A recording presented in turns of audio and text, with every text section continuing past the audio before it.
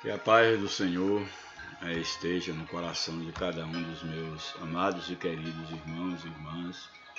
Também que essa paz possa alcançar cada um dos meus amigos, dos meus alunos. Que Deus esteja vos abençoando de uma maneira maravilhosa. Dou graças a Deus por mais uma oportunidade que Ele me concede poder voltar a comunicar com cada um dos meus queridos amigos.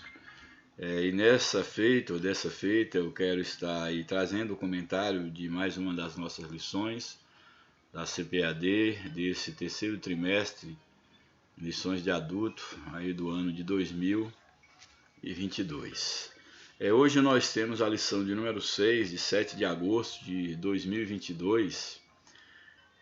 A lição de hoje traz como título a sutileza das ideologias contrárias à família. Sabemos, nós já temos mencionado aqui, que muito têm sido os projetos de Satanás para tentar destruir a família, porque a família, como sendo a base de toda e qualquer sociedade,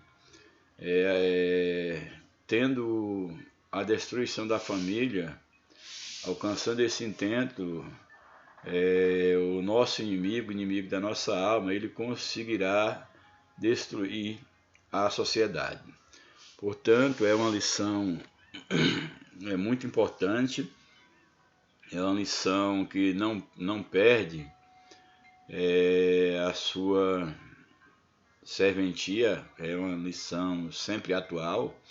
Nós vamos estar aqui meditando um pouco, vou procurar não ser exaustivo, cansativo, mas vamos falar aqui um pouco sobre dentre as várias sutilezas, ideologias que o inimigo tem tentado lançar para distanciar o homem de Deus, para enfraquecer a vida da igreja e a família, e não há igreja sem família, não há sociedade sem família. Nós vamos abordar um pouco aqui sobre a sutileza das ideologias contrárias à família.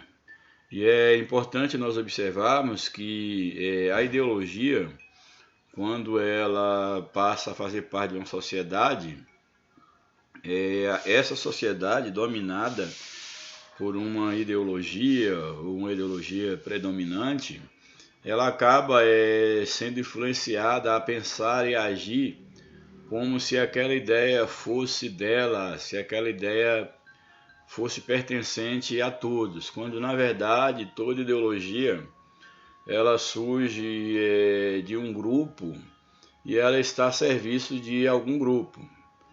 Ainda que todos passem a pensar daquela forma, a agir daquela forma, sendo usados por essa ideologia, mas a ideologia ela tem, vamos dizer assim, ela tem uma fonte e ela tem um objetivo. Bem, então aqui ao falarmos das sutilezas das ideologias contrárias às famílias ou à família, o que nós temos aqui é que a lição de fato ela está tratando das ideologias contrárias especificamente à família, segundo o modelo bíblico aí judaico-cristão. Judaico-cristão. Portanto, é nesse sentido que nós estamos falando, e hoje nós vivemos dentro de um contexto onde a família é chamada pejorativamente de família tradicional, patriarcal, as várias nomenclaturas que hoje soa como um tom de negação, um tom de discriminação. Nós sabemos que de fato esse modelo familiar ele tem sofrido ataques constantes e se não houver um cuidado por parte da igreja, ensinar a palavra, ensinar o modelo bíblico, modelo cristão de família, se não houver um cuidado por parte daqueles que são representantes da sociedade, que tem ainda algum senso de responsabilidade com os bons princípios, com a moral cristã, chegaremos num tempo onde será ridículo, será motivo de nota, será como se fosse uma espécime estranha alguém ter uma família tradicional, uma família fundamentada nos padrões bíblicos de um homem e uma mulher, um casal monogâmico, etc. Bem, então, tratando aí desse tema, sobre essas ideologias contrárias à família, o textual da lição nos apresenta: e disse o Senhor Deus, não é bom que o homem esteja só, far-lhe-ei uma adjutora que esteja como diante dele. Está aí em Gênesis capítulo 2, verso 18. Esse texto ele vai reaparecer aí dentro da leitura bíblica em classe, então eu não vou estar explicando agora. Na verdade prática da lição, nós temos o seguinte: dentre os muitos perigos que a sociedade contemporânea enfrenta, estão aqueles de natureza ideológica que planejam destruir a família. Então, dentre as várias ameaças que a sociedade ela enfrenta, ela está sujeita, temos exatamente os ataques ideológicos ao modelo de família tradicional, judaica, cristã, como uma forma de enfraquecer a sociedade. Porque o inimigo, na sua sagacidade, ele sabe que conseguindo destruir a família, naturalmente ele conseguirá destruir a sociedade, destruir a própria igreja enquanto uma organização composta por famílias. A leitura bíblica em classe, nós temos aí no livro de Gênesis, no capítulo 2, verso 18 ao 24, temos os textos que são tomados como base para tratar dessa temática aqui em questão. Bem, aí o primeiro verso do capítulo 2 de Gênesis, o primeiro verso apresentado pela lição, que no caso é o verso 18, nos diz o seguinte: e disse o Senhor Deus, não é bom que o homem esteja só, far-lhe-ei uma adjutora que esteja como que diante dele. Aqui nós vemos que depois de Deus ter criado todas as coisas, os animais, o universo organizado, e cada animal tendo a sua companheira, e também depois de Deus ter, por último, aí, criado o homem, a Bíblia nos apresenta que Deus, em conselho com a Trindade, ele vai exatamente dizer que não era bom. A ideia de bom aqui tem no sentido daquilo que funciona. Então, ou seja, a Bíblia diz que tudo quanto Deus fez era muito bom, ou seja, funcionava. Porém, ele diz que não era bom que o homem vivesse só. Não funcionaria o homem estar sozinho. Era necessário que fizesse para o homem, então, uma companheira, uma adjutora, que esteja como que diante dele, que estivesse como que diante dele. A ideia aqui de uma adjutora é exatamente alguém que estivesse ao lado do homem, fosse adjunta ao homem, que pudesse, de fato, completar o homem na sua missão, cooperar com o homem na sua missão. E ligada à ideia de adjutora, tem aqui a expressão como que esteja como diante dele. A ideia de estar diante dele não deve ser tomada no sentido de como se fosse um objeto que estivesse à disposição do homem, para quando ele bem quisesse se servir da sua companheira, como se fosse um mero objeto. Não é nesse sentido. A ideia de estar como diante dele é exatamente alguém que estivesse como uma companheira, como alguém que estivesse ao lado do homem, estivesse a ideia de diante dele, no sentido de alguém com quem o homem pudesse contar. Essa seria a expressão, vamos dizer assim, para termos um entendimento do papel, da importância da mulher e do propósito de Deus a criar uma adjutora. Então seria alguém que não fosse nem maior e nem menor do que o homem, mas que estivesse lado a lado, cooperando, vamos dizer assim, na criação, em cuidar da obra criada por Deus, como também de trazer descendentes ao mundo, para que, podemos dizer assim, os filhos de Deus se multiplicassem na terra por meio do primeiro casal, que no caso é Adão e a sua companheira e a mulher Eva. Bem, aí na sequência do texto, diz então aí no verso 19, que havendo, pois, o Senhor Deus formado da terra todo animal do campo e toda ave dos céus, os trouxe a Adão para ver como lhe chamaria. E tudo o que Adão chamou a toda alma vivente, isso foi o seu nome. Então Adão dá nome a todos os animais, todo ser vivente, e o nome que ele deu, não só aos animais, é claro, o nome que ele deu a todo ser criado, todo ser vivente, passou a se chamar exatamente pelo nome dado por Adão. E aí o verso de número 20 diz que, e Adão pôs o nome a todo gado, a todas as aves dos céus, a todo animal do campo. E aí o texto diz, mas para o homem não se achava uma adjutora que estivesse como que diante dele. É interessante porque no verso 18, nós vimos aqui Deus falando da necessidade de se criar para o homem uma adjutora, e aqui o texto, no verso 19, começa a falar que Deus formou da terra, depois de Deus ter formado da terra aí os animais, todas as aves, etc., trouxe ao homem, o homem nomeou a tudo. Aí retoma a questão apresentada no verso 18, que é exatamente depois que o homem ele dá nome às aves, ao gado, etc., que não se achava uma adjutora para estar ao lado do homem, como cada animal tinha, no caso, a sua parceira, a sua companheira.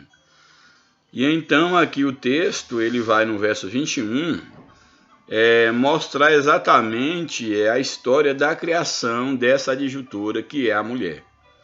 O verso 21 diz, então o Senhor Deus fez cair um sono pesado sobre Adão, e este adormeceu, e tomou uma das suas costelas, e cerrou carne em seu lugar.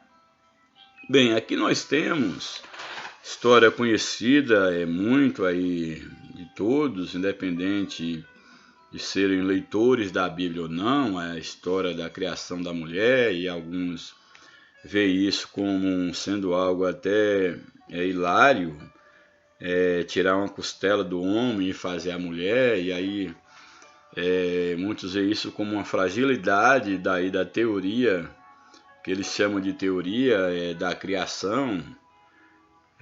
Porém, o que a Bíblia nos afirma, e como nós cremos na palavra de Deus, enquanto cristãos nós cremos que a Bíblia é a verdade, a Bíblia nos afirma que Deus então faz com que Adão, que até então não tinha uma companheira, uma adjutora, que ele tenha aí um sono profundo, e ele adormecesse como uma espécie de uma anestesia geral, e ao estar dormindo, Deus toma uma das suas costelas, faz então essa cirurgia em Adão, serra o lugar de onde tirou a costela, serra com carne. E aí no verso 22 vai mostrar exatamente que da costela que o Senhor Deus tomou do homem, então ele formou uma mulher e trouxe essa mulher a Adão, está aí no verso de número 22. É interessante porque a gente observa que quando da criação da mulher, Adão ele estava, podemos dizer assim, dormindo, ele estava anestesiado. E Deus ele cria exatamente assim como Adão, ao ser criado, foi um projeto da Trindade, foi um projeto divino, a criação do homem. sem que houvesse uma interferência, vamos dizer, do próprio homem, uma vez que o próprio homem sequer existia, então foi uma obra-prima de Deus. Da mesma forma, em relação à mulher, a gente percebe que quando da criação da mulher também não houve palpite, opinião humana, já que Adão já existia, não houve opinião humana quando da criação da mulher. O homem foi criado do pó da terra e Deus soprou nele o seu espírito, que é o que imprime no homem a sua imagem e semelhança com Deus, mas a mulher não foi feito do pó da terra, mas foi feito do homem, que por extensão é pó da terra também. Portanto, a mulher foi feita do pó da terra, só que de uma forma indireta, porque já foi feito do homem pó que se tornou carne. Bem, aí o que eu chamo a atenção para essa observação é que nem Adão, ele deu palpite na forma como ele deveria ser criado, porque ele não existia, e nem também a mulher e nem o próprio homem que já existia deu palpite na criação da mulher. Isso mostra que os dois igualmente foram feitos por Deus. Igualmente foram feitos por Deus, igualmente são imagem e semelhança de Deus. E é interessante porque se houvesse um palpite, já que o homem não existia, não tinha como dar palpite na sua própria criação, enquanto homem, não no sentido homem genérico, homem raça humana, humanidade, mas homem enquanto esse ser masculino, ou macho, para ser mais científico, o homem não tinha como dar palpite na sua criação, e agora Deus faz um ser todo especial, que da mesma forma como o homem não deu palpite na sua própria criação, a mulher também não pôde dar, e nem o homem deu palpite na criação da mulher. Isso nos leva a entender que, quem sabe, Deus pedisse a opinião do homem quando da criação da mulher, ela não seria tão perfeita como ela é. O homem, quem sabe, não acertaria, vamos dizer assim, na modelagem, no modelo ideal de mulher. Então, quando Deus ele está criando a mulher, Adão não estava por trás do pescoço de Deus falando, ou à frente, ou dando palpite para estragar a criação. Na verdade, Deus criou um ser original, assim como o homem foi um ser original. Porque foi criado pelo próprio Deus, saiu, vamos dizer assim, das mãos do próprio Deus. Isso mostra que o homem e a mulher, eles são exatamente iguais perante Deus. Tem papéis diferentes na criação, na própria construção da sociedade, e isso é o que o inimigo tenta mudar na atualidade através das várias ideologias para destruir o modelo familiar cristão. Mas o certo é que Deus criou o homem perfeito e a mulher perfeita, e os dois foram feitos em imagem e semelhança de Deus. A Bíblia, em um outro contexto, vai dizer que nem o homem é nada sem a mulher, nem a mulher é nada sem o homem. Ou seja, nem o homem é maior do que a mulher, nem a mulher é maior que o homem. E no casamento, um torna pertencente ao outro de igual maneira, mesmo tendo papéis diferentes. Então, o que eu quero levar aqui ao entendimento é que Deus fez tudo perfeito. E a Bíblia diz que após criar os demais seres, tirando o homem, Deus disse que tudo era bom. E ao criar o homem, que era muito bom. E a ideia aí do muito bom contempla o homem enquanto humanidade, o homem enquanto o macho e a fêmea. Bem, então Deus cria a mulher aí da costela do homem. E aí o verso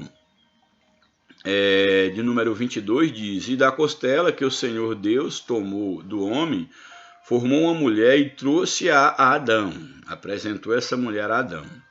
Verso 23: E disse Adão agora, como havia nomeado todos os animais, agora Deus traz a sua companheira a ele para ver qual seria a reação dele e que nome ele daria, no caso, à sua companheira. E aí o verso 23 nos diz: E disse Adão: Esta é agora osso dos meus ossos e carne da minha carne. Essa será chamada varoa, porquanto do varão foi tomada. Aqui a ideia de varão, varoa, são expressões mais antigas e muito cultural, que podem soar um pouco estranho na atualidade, mas o que nós entendemos aqui, vamos entender aqui varão como sendo macho, a varoa como sendo a fêmea, mas é interessante que Adão reconhece em Eva um ser igual a ele, nem inferior e nem superior, mas uma adjuntora. Ele vai dizer exatamente que essa era osso do seu osso, carne da sua carne, portanto, como ele se autodenominou enquanto varão, já que ele deu nome a todas as coisas, ele diz, então, se eu sou um varão, e essa foi tirada do varão, então ela será chamada de varoa, ela é a varoa, porque foi tirada do varão, é igual, e é no caso do sexo oposto. Então é um ser igual na essência, vindo da mesma fonte, porém um ser diferente. É igual no aspecto de ser humanidade, que a humanidade, ao criar Adão e Eva, e o próprio nome aí Adão, esse nome dado, gera uma referência à humanidade. Então a criação de Adão é a criação da humanidade. Mesmo tendo essa diferença entre a fêmea e o macho, daí Adão reconhecer que a sua companheira é exatamente a varoa, que foi tirada do varão. Portanto, aí o verso na sequência, o verso 24, aí agora há uma fala aqui do escritor que vai dizer o seguinte, portanto, deixará o varão, que no caso é o macho, a seu pai e a sua mãe, e apegar-se-á a sua mulher, que é no caso a varoa, e serão ambos uma carne. Aqui mostra a ideia de tornarem ambos uma só carne, mostra exatamente essa união que no casamento se dá através do sexo, que é uma das formas de tornar uma só carne, mas ao mesmo tempo aqui já dá uma ideia que no casamento, a ideia de deixar de casar, de tornar uma só carne, não está limitada apenas à questão sexual, mas que há também uma união de propósito, uma união de alma, de espírito, que Deus faz com que isso acontece quando do casamento. Então isso é muito importante nós observarmos, porque não serão mais dois, como o texto diz, mas será um só corpo, será uma só carne, mesmo porque a mulher veio do homem, e portanto, vamos dizer assim, tem a mesma essência. Bem, então nós temos aqui exatamente esse texto, ele mostra o propósito de Deus quando da criação da humanidade, que homens e mulheres são feitos à imagem e semelhança de Deus, nenhum é maior do que o outro, mas Deus, ao criar a disjuntora para, no caso, o homem, no caso, o macho, Deus fez com um propósito. Então, esse é o propósito original e originário de que, de fato, esses dois seres, o macho e a fêmea, eles surgem para se completarem, para poder, por meio deles, gerar-se a humanidade no sentido de pessoas, e para que a humanidade, nesse processo natural da união do macho com a fêmea, ela pudesse exatamente perpetuar enquanto espécie. Então essa é uma lei divina e uma lei natural, uma lei biológica de que Deus criou macho e fêmea. Aí, dentro desse contexto do tema da lição, quando fala das ideologias contra a família, é onde nós vamos ver, dentre as várias ideologias, a ideia da ideologia de gênero.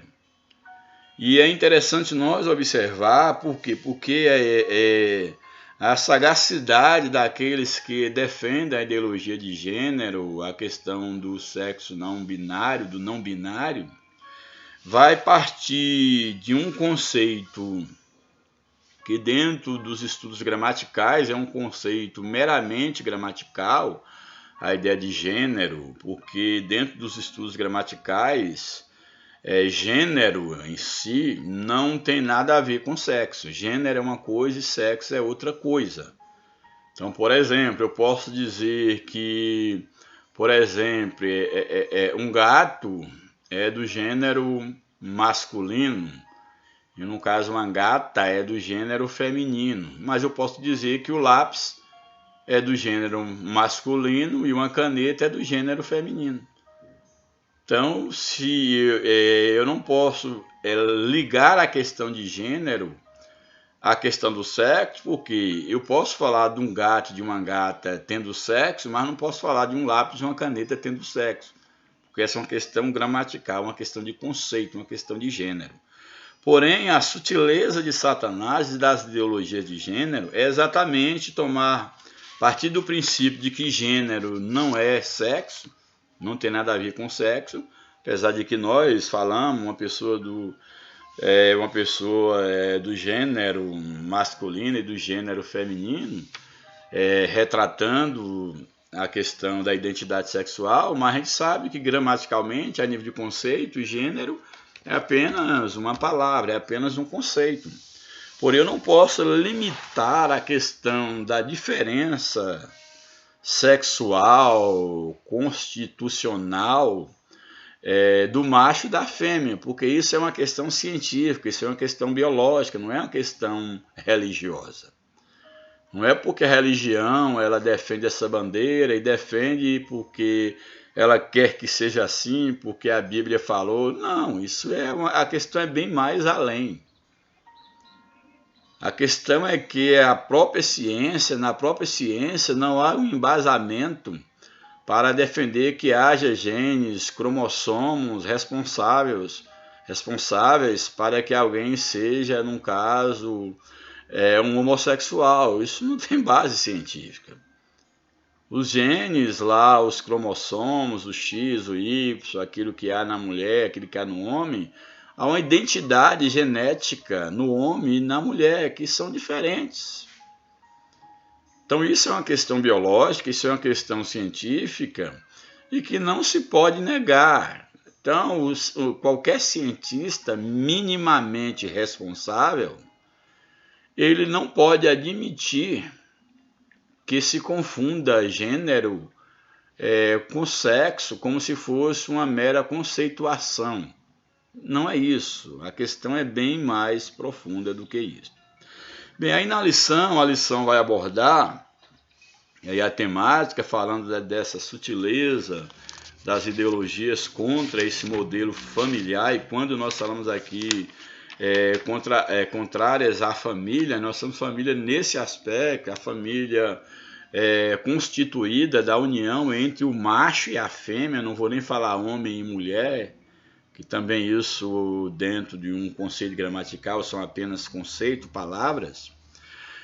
Então, quando nós falamos dessa família dentro do modelo judaico-cristão, nós estamos falando de uma família composta por um macho e uma fêmea, e que se unem em casamento, e à luz da Bíblia, um casamento monogâmico. Um casamento entre pessoas de sexos diferentes, e esse casamento monogâmico, porque é o que a Bíblia coloca do princípio, que deixaria o homem, o pai e a mãe, e uniria a sua mulher, e não as suas mulheres, ou a mulher aos seus homens ou maridos, não tem hipótese nenhuma. Então é esse o modelo de família que nós estamos falando, família constituída entre macho e fêmea. Bem, A introdução da lição, prometo não ser enfadonho, vou pontuar assim de uma maneira muito objetiva aquilo que é interessante. Nos diz a introdução: nessa lição mostraremos que a família é um projeto de Deus e que há valores fundamentais sobre os quais ela está edificada. Tratamos aqui também dos perigos que rondam a família cristã. Velhas práticas como a infidelidade conjugal, que se tornou algo quase que pregado, quase que normal na sociedade agora moderna e moderna. Então, esses males, como por exemplo a infidelidade conjugal, é um perigo que ronda a família, bem como os modelos alternativos de construção familiares, como a questão da união homoafetiva, são perigos que demandam nossa atenção. Contudo, há uma narrativa que faz passar a infidelidade conjugal como algo natural e normal. Então, essa narrativa de dizer que a infidelidade é algo natural e normal, mudou-se o rótulo, mas o veneno continua mortífero. Por outro lado, os pais devem ter cuidado a respeito das novas distorções da sexualidade com a teoria do genderqueer, que exatamente ela vai propor essa teoria, ela vai propor a questão da sexualidade não binária, que parte do princípio que do ser não pertencente a nenhum, vamos dizer assim, a nenhum dos gêneros, e aí já usa o termo gênero, que é, como falei, um conceito gramatical. Então parte do princípio, a ideia da sexualidade não binária é a pessoa não se identificar necessariamente pertencente nem ao gênero masculino e nem ao feminino. Aí eles tentam distorcer para tentar passar a questão de gênero, que é a mesma coisa da fêmea e do macho. Então essa teoria do genderqueer, ela vai exatamente propor, no caso, que a expressão de gênero ela não leva em questão a questão do sexo aí masculino ou feminino. Aí percebe a sutileza que não podemos, o gênero não pode ser considerado como uma questão de sexo masculino e feminino. Só que a ideia do masculino e feminino, de fato, é uma questão de gênero que não pode ser confundida com sexo. De fato, sim, em termos conceituais, gramaticais. Porém, a sutileza de colocar sexo não é questão de gênero masculino e feminino, tenta misturar sexo no sentido da ideia do sexo enquanto a relação entre macho e fêmea, confundindo que, no caso, sexo sendo confundido com uma questão de gênero, como se sexo e gênero fosse a mesma coisa.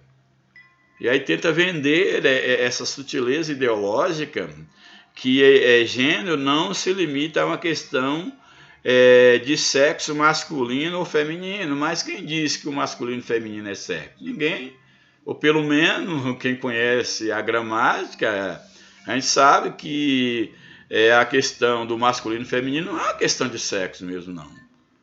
Porém, isso não nos dá o direito de anular a ideia do macho e da fêmea. Esse é um conceito também gramatical. O conceito do que é o macho, do que é a fêmea. É um conceito científico que essa ideologia maligna, a ideologia de gênero, aí da sexualidade não binária, tenta confundir a mente das pessoas menos esclarecidas, que são a maioria. Somente de uma forma capciosa, usando esses termos. Que alguém inocente vai tentar debater e, de fato, vai ter que admitir que gênero não tem nada a ver com a questão sexual. Como falei, o exemplo do lápis e da caneta. Não tem sexo. Caneta é do gênero feminino, mas ela não tem sexo. O lápis é do gênero masculino, mas não tem sexo. Então aí, com essa sutileza, tenta impor essas ideologias, que é exatamente o que a lição e a Bíblia condenam, o que a lição propõe de uma maneira didática aqui, mostrar esses males que tenta ameaçar e que ameaça de fato a família. O primeiro tópico da lição, lembrando que a palavra-chave aqui da lição é família, o primeiro tópico da lição nos traz aí o título, Família, Projeto de Deus. O primeiro subtópico, uma instituição divina, ou seja, a família foi instituída por Deus, seja ela a família do crente ou do não crente. Uma instituição divina. Quando consultado pelos fariseus sobre a questão do divórcio, Jesus respondeu, portanto, o que Deus ajuntou não separe o homem. Ao dizer que ninguém separasse o que Deus havia ajuntado, nosso Senhor se refere à constituição familiar. E mais, com essa fala, Jesus reconheceu que a família é uma instituição divina. Foi Deus e não o homem que a criou. A família, portanto, é a criação de Deus. Esse fato mostra a importância que a família tem no projeto de Deus para a humanidade. Ora, ele tem um projeto para a humanidade e nele Deus inclui a família. Ele tem um plano para a igreja e nele Deus também inclui a família. Então, o que Deus ele tem projetado tanto para a humanidade quanto para a própria igreja enquanto organismo e organização está ligado diretamente ao projeto de Deus a partir da família.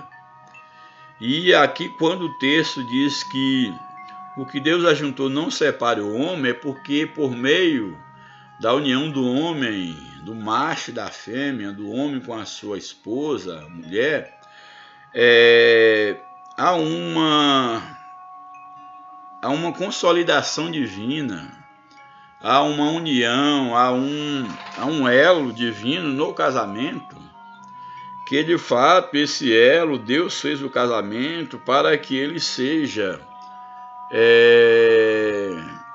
um casamento somente rompido pela morte. O casamento não foi feito com prazo de validade, como se fosse um contrato. O casamento não é um contrato, o casamento é uma aliança.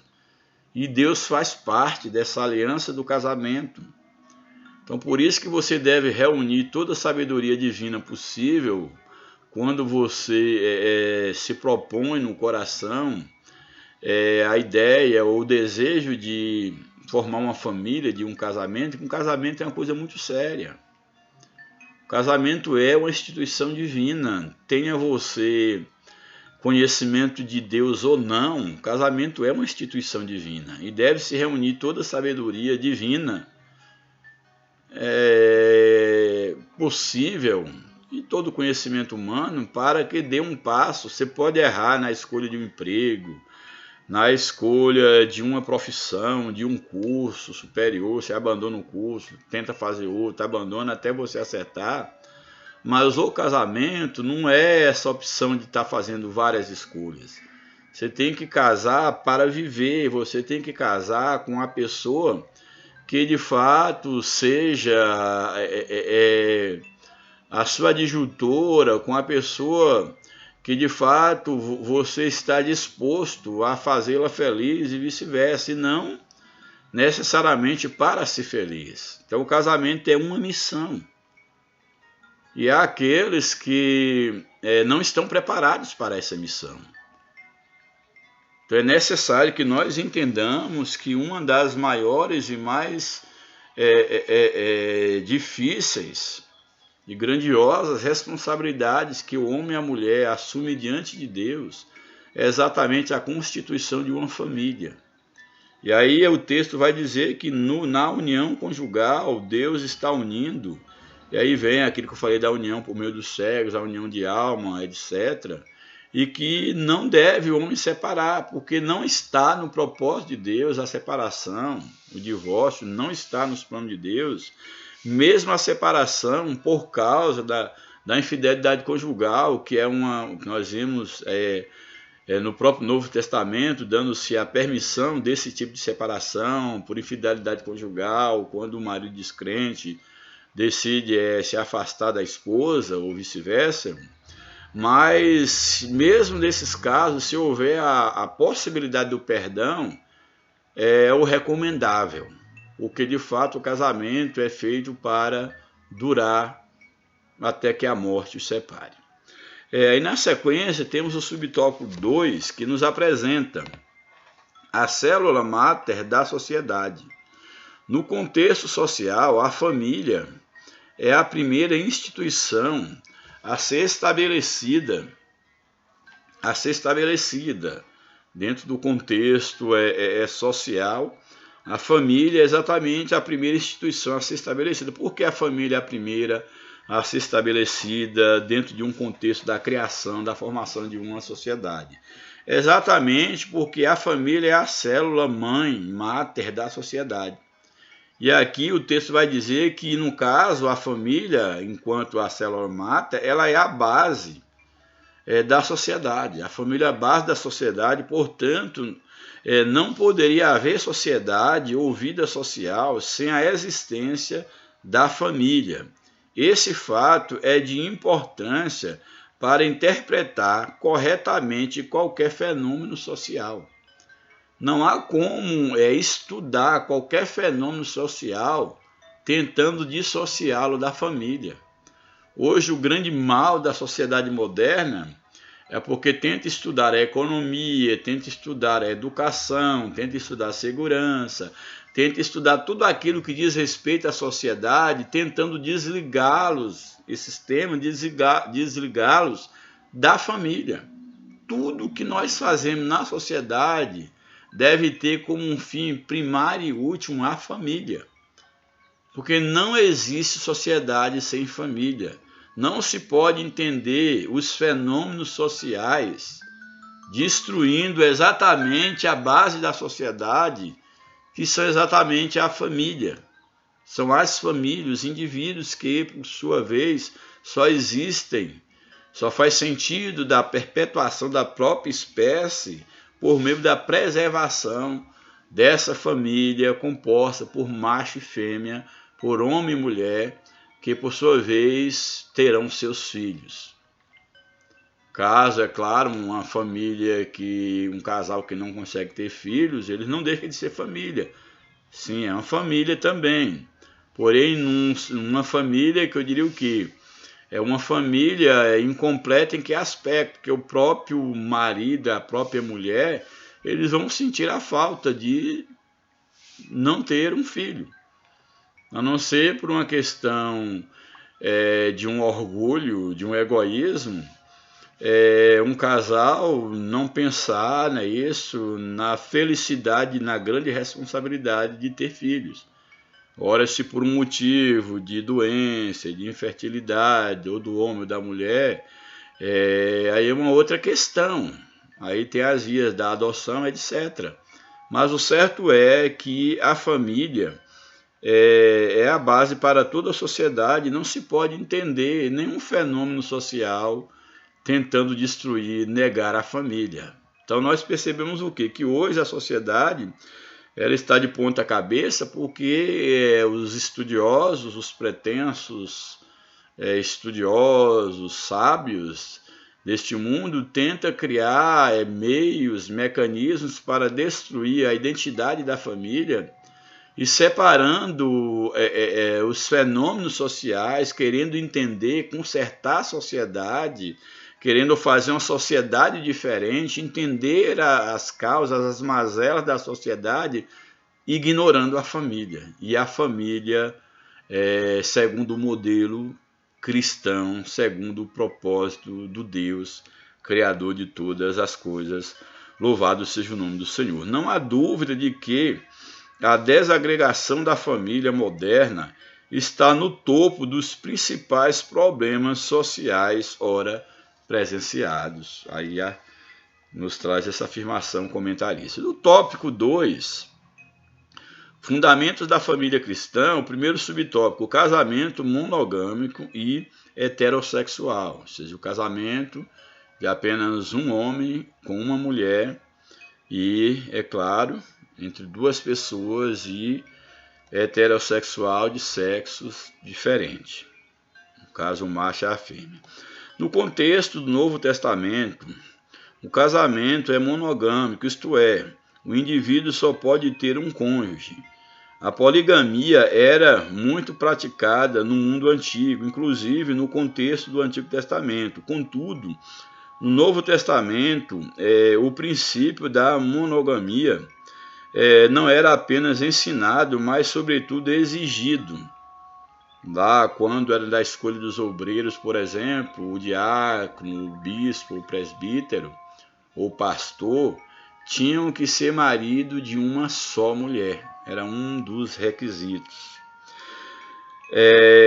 A poligamia, portanto, deve ser rejeitada como uma forma distorcida e pervertida da construção familiar. É isso que a Bíblia fala sobre a poligamia. Da mesma forma, o casamento bíblico ele é heterossexual, isto é, constituído por um homem e uma mulher, um macho e uma fêmea. Quando Deus criou o primeiro casal, os chamou de macho e fêmea. Um macho e a fêmea, está no livro de Gênesis 1, 27.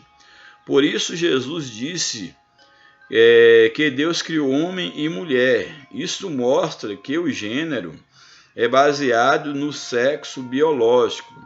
Isso mostra que o gênero é baseado no sexo biológico. Aqui eu penso que nesse fragmento mais específico, aqui o escritor ele foi infeliz ao confundir gênero com sexo e dizer que o gênero é baseado no sexo biológico, porque, como já falamos, gênero não tem relação, gramaticalmente falando, com sexo. Então, ao invés de colocar aqui que o gênero é baseado em sexo biológico, mostrar, eu escreveria que, de fato, a ideia do macho e da fêmea é ligada ao sexo biológico, é uma questão biológica e não uma criação conceitual. Não existe um terceiro sexo, biblicamente falando. O casamento deve e precisa ser heterossexual, constituído por um macho e uma fêmea, ou seja, um homem e uma mulher, para uma linguagem, para o entendimento, vamos dizer assim, geral. Subtópico 2, o casamento indissolúvel e confessional. A ideia de que casamento é indissolúvel, ele é feito para durar, e a ideia do confessional é que, de fato, o casamento ele é feito diante de Deus, há uma confissão de poder unir o homem, unir a mulher e tornar uma só carne. Isso ele assume esse compromisso diante de Deus e diante da sociedade. Outro princípio do casamento bíblico é que ele é indissolúvel. Jesus disse que o que Deus ajuntou não separa o homem. O casamento bíblico é feito para durar. Já foi dito nesse trimestre, em outra lição nós comentamos, que Jesus reconheceu a cláusula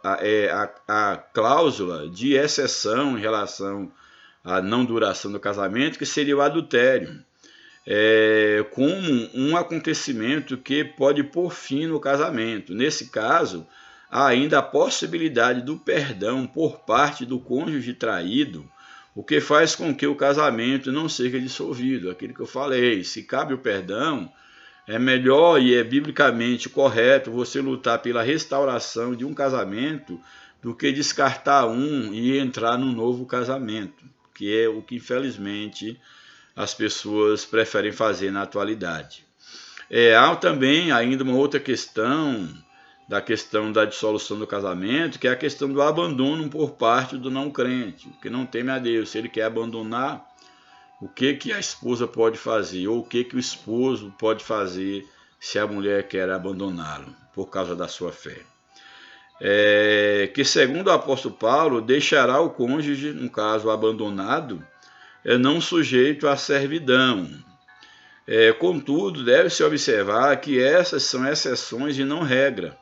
Ainda outro princípio importante para considerar no contexto do casamento cristão é a questão da confessionalidade, ou seja, a Escritura preceitua que não deve haver união entre o crente e o incrédulo. A ideia aqui da confessionalidade é que a Bíblia ela instrui que todos devem confessar a mesma fé. A ideia de confissão aqui está ligada à questão religiosa, de um confessar diante de Deus, como eu havia dito. Então, a Bíblia diz que não pode haver julgo desigual entre o crente e o incrédulo. Então, biblicamente, aquele que quer acertar no seu casamento deve levar em conta esse princípio, que não há união entre luz e trevas, que o casamento não se deve entrar num julgo desigual. É necessário que o cristão ele procure alguém que professe a mesma fé. É necessário que as pessoas busquem unir-se por meio do casamento com pessoas que professam os mesmos ideais de vida, ideais espirituais. E eu creio que todos devem levar em conta que o casamento é uma instituição espiritual, não é apenas uma união de corpos. O tópico 3 da lição vai apresentar a sutileza da nova configuração familiar. Primeiro subtópico, casamento entre pessoas do mesmo sexo.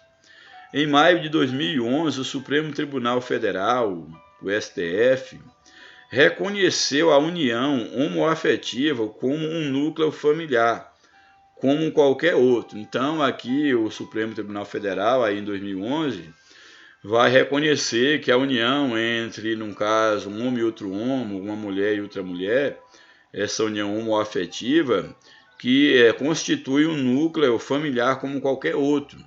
E aí aqui o comentarista coloca isso porque não havia e nem há ainda uma lei aprovada no Congresso Nacional que legisle sobre esse assunto. A partir do entendimento firmado pelo STF em maio de 2011, o Superior Tribunal de Justiça, o STJ, determinou em outubro daquele ano que o mesmo reconhecimento se aplicasse para os casamentos, ou seja, reconhecer o casamento, no caso, entre homem e um outro homem, uma mulher e uma outra mulher.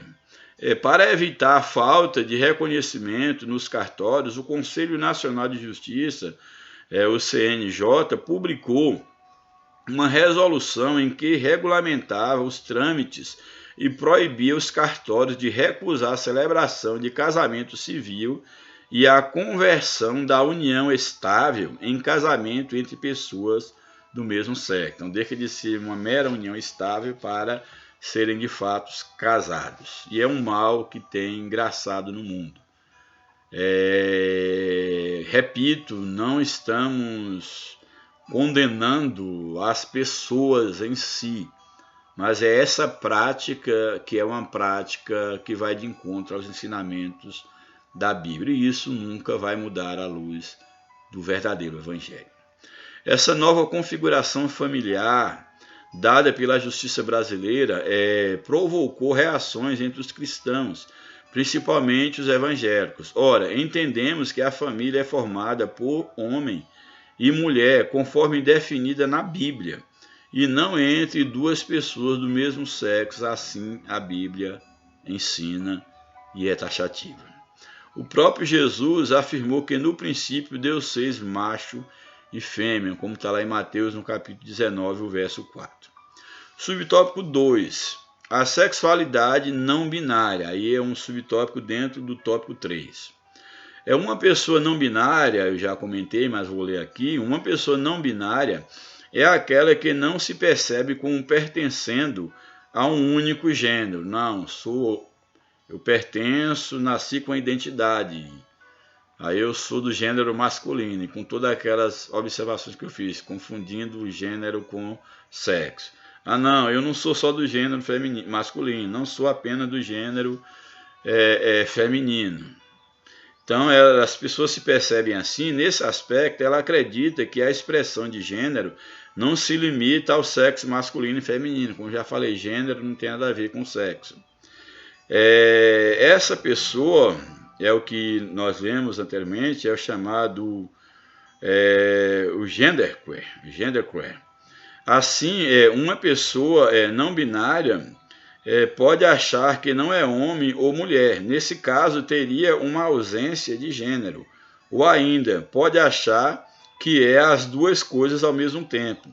Isso significa que, mesmo tendo o órgão genital de determinado sexo, não se reconhece dentro desse gênero. Repito, gênero não é sexo. Evidentemente que isso contradiz a forma de expressão da sexualidade conforme revelado na Bíblia, Levítico 18. É também uma negação das leis biológicas que definem o sexo. Aí coloca o sexo masculino e feminino. Não, a lei biológica defende o sexo, o macho e a fêmea. Essa é a expressão correta. E aí, finalmente, o último tópico da lição, o tópico 4, princípios bíblicos para uma família sólida. Primeiro, o papel dos pais. Os pais são fundamental na constituição da família, no exemplo, no educar, no ensinar os filhos para construir uma família igualmente sólida. Os pais têm um papel preponderante na base da formação familiar. Isso significa dizer que os pais têm a missão de transmitir valores aos seus filhos, valores e princípios, não pode esquecer. A educação dos filhos, portanto, deve tomar como princípios os valores ensinados pela palavra de Deus, a Bíblia. Provérbio ensina que deve se instruir o menino no caminho que deve andar e quando ele crescer não desviará dele. Há textos e mais textos. A crise atual da família é uma crise de valores ou de princípios, eu diria, sendo mais claro, mais fiel à Bíblia. Onde há desestruturação familiar, a ausência de valores fortes predomina. Então, se não há uma estrutura familiar, a ausência de valores fortes, princípios definidos, essa ausência de valores vai predominar, essa falta de valores. Nesse aspecto, de alguma forma, os pais falharam em transmitir ou incutir na formação dos filhos aquilo que os definiria como verdadeiros cidadãos dos céus. No meio dessa guerra cultural na qual se procura a desconstrução da identidade cristã, não dá para ser neutro, não dá para ficar calado. Não vou me expor para não perder amigo, para não perder seguidores, simpatizantes, ou quem sabe não sofrer uma punição. Não há como ser neutro. O cristão, ele deve, com sabedoria, se manifestar, odiando o pecado e não odiando as pessoas.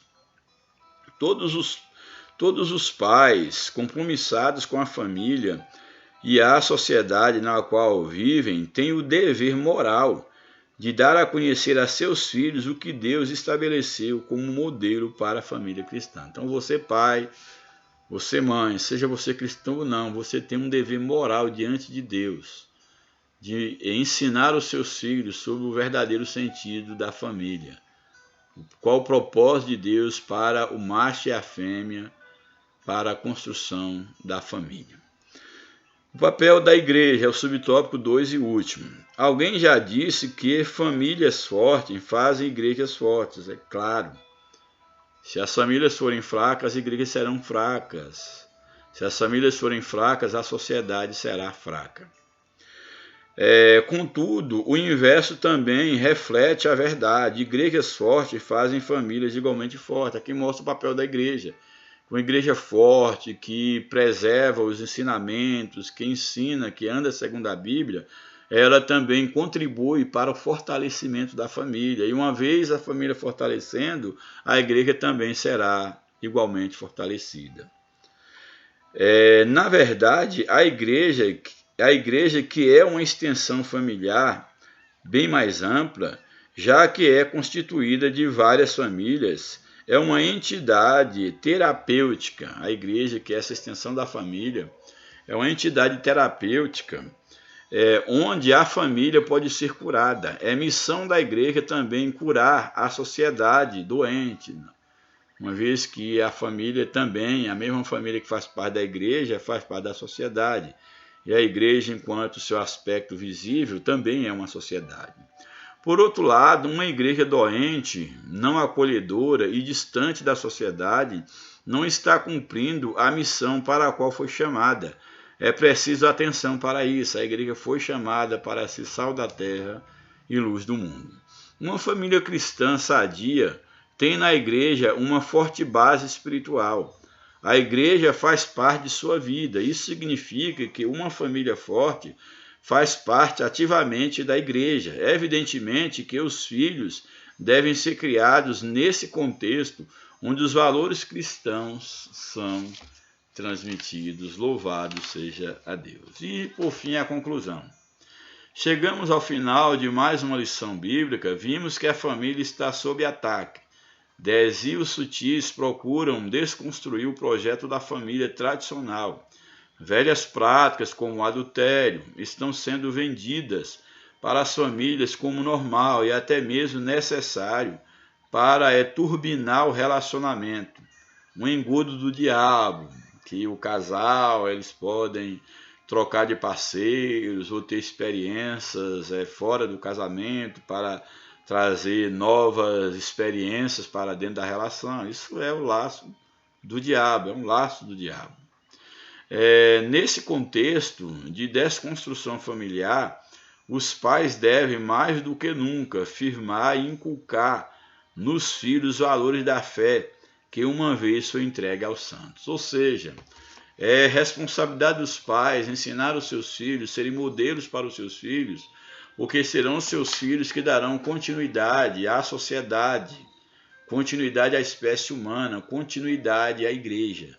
Daí nós que somos pais, você que é pai, que é mãe, você tem uma grande responsabilidade na construção das próximas gerações. Que Deus nos abençoe, que o Espírito de Deus continue falando de forma poderosa ao teu coração, que você tenha uma família abençoada, seu esposo, a sua esposa, os seus filhos, que sejam de fato uma família que coloque Deus como o Senhor, Deus na direção de todos os seus projetos. Que Deus os abençoe, um grande abraço, a paz do Senhor e até a próxima oportunidade, em nome de Jesus. Muito obrigado. Amém.